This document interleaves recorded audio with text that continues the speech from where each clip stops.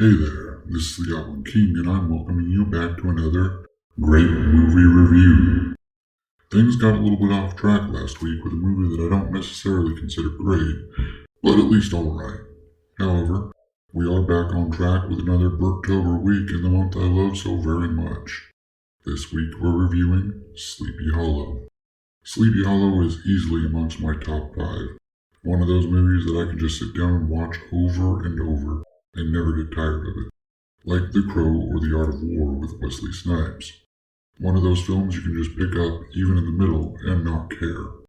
Well, enough with the preamble, let's get into it. Sleepy Hollow takes place in America at the turn of the 19th century. The Revolutionary War is still fairly fresh in many people's minds, particularly in the small New England village of Sleepy Hollow. The story follows Ichabod Crane, a New York City constable, sent to the village to investigate a string of murders by decapitation.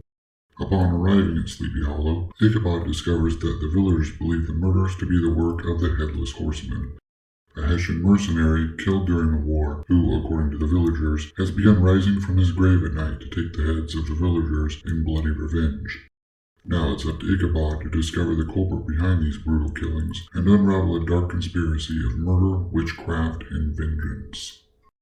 Now, Sleepy Hollow is most definitely quintessentially a Tim Burton film, from the look and feel of the settings, all the way down to the dark humor inserted within. Every facet of the village of Sleepy Hollow, which was built from the ground up on location in England, positively oozes with Burton's unique vision and artistic flair. The buildings are all nominally period accurate, but still feel somehow off, as if they loom menacingly over the people within.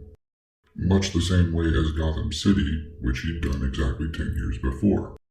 This film also showcases Tim Burton's seeming fetish for strange, twisted plants and trees very well.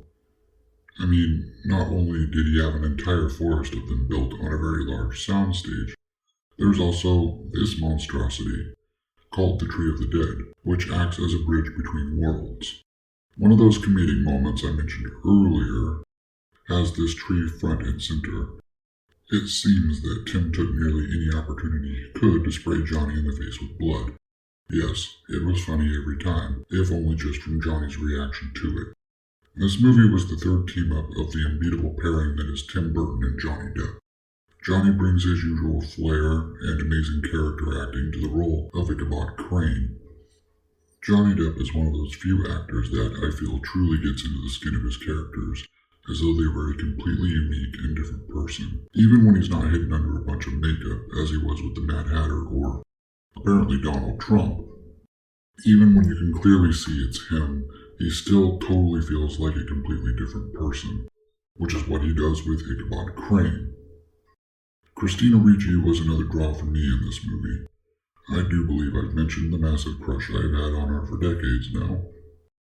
The only issue I had with her role in this was the same one I had when I was younger and watched Edward Scissorhands with Winona Ryder. There are certain women who are naturally brunette that look just fine as blondes. Christina and Winona before her is not one of them. She just does not have the coloring for it. I mean, it may have been the lighting on set or whatever, but in this movie with her naturally pale skin tone, she just looked completely washed out. I love her and I love her role in this movie. I just really wish they'd have kept her natural hair color. I mean, they even dyed her eyebrows blonde, which made it look like she had no eyebrows because they blended so well into her skin. That just made her look even more odd to me. I mean, maybe it's just me, but that has always been one of the things that throws me off with this movie.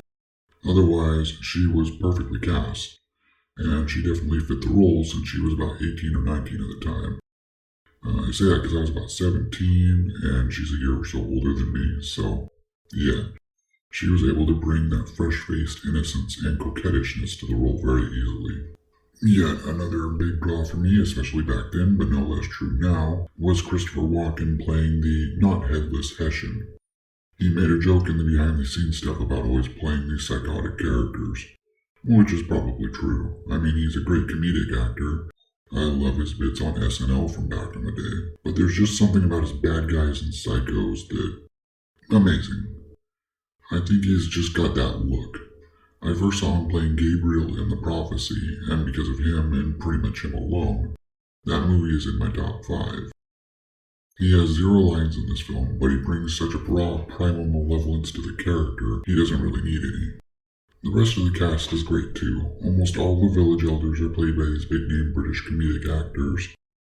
I think all of them may have been in the Harry Potter movies at one point or another too, come to think of it. The point being, their names probably aren't going to mean much, but if you saw them, you'd recognize them. You know, like Richard Griffiths, Ian McDermott, or Michael Goff.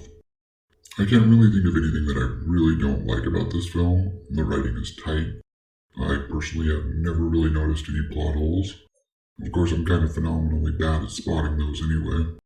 The pacing is good. It doesn't ever get bogged down in useless scenes or dialogue. The action is all very well choreographed, especially the stuff with the actual Headless Horseman, who was played by Ray Park in a blue hood. The same guy who played Darth Maul, Toad, and Snake Eyes in the crappy G.I. Joe movies, not the somehow managed to be shittier Snake Eyes movie. I guess the only real downside of this movie was the lady playing Lady Van Tassel, Miranda Richardson. I don't know what it was about her performance, but it was just so bad. I mean, seriously, it's a good thing she really didn't have a lot of screen time, because dear goddess, she was bad. I can't put my finger on whether this was just overacting or what, but ugh. I especially noticed it on this last watch through for whatever reason. She just was not good in this role. Without giving away spoilers for the 20-year-old movie, just at the end there, it just felt like she was trying too damned hard. Watch the movie, you'll know what I'm talking about. One more thing was the blood. A lot of the time the blood just looked really fake. Like with Christina's blonde hair, I don't know if it was the lighting or what was going on with it, but it looked too pale. Other times it looked too thick, like paint. Or both.